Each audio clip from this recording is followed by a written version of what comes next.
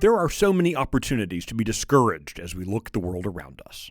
Everything seems to tell us to just stop trying, which is exactly why we have to push even harder. I'm Michael Quinn Sullivan with a reflection on life and liberty.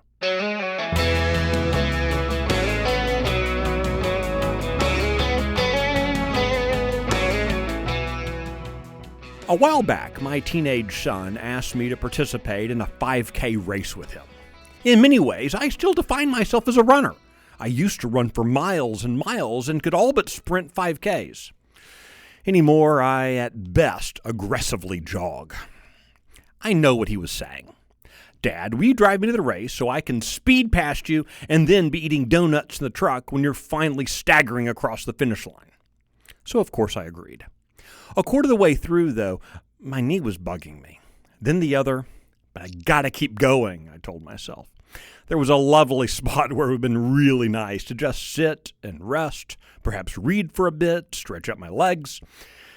But I didn't, mainly because there were all these other people trudging along too.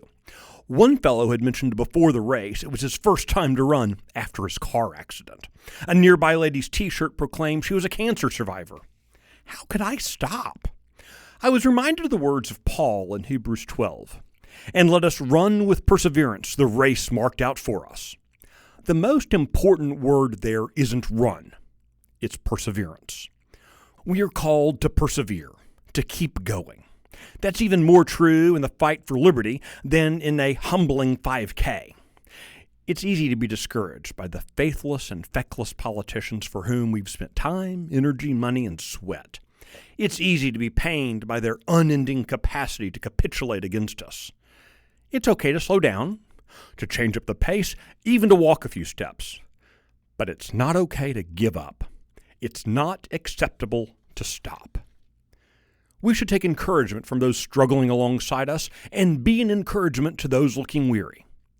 But we must persevere. We must keep going, keep pursuing, never stopping, not now, not ever.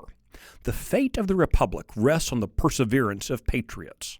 As Patrick Henry once proclaimed, the battle, sir, is not to the strong alone, it is to the vigilant, the active, the brave.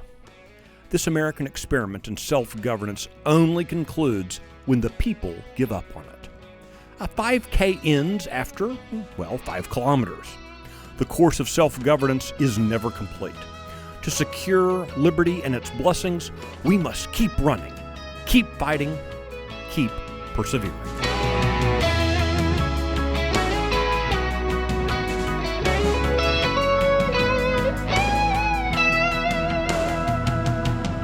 If you like today's Reflections podcast, be sure to subscribe, rate it, leave a review, and encourage your friends to listen. The Reflections podcast is presented by Texas Scorecard, and today's edition was produced by Luke Marshall in the 1836 studios. I'm Michael Quinn Sullivan. Thanks for listening.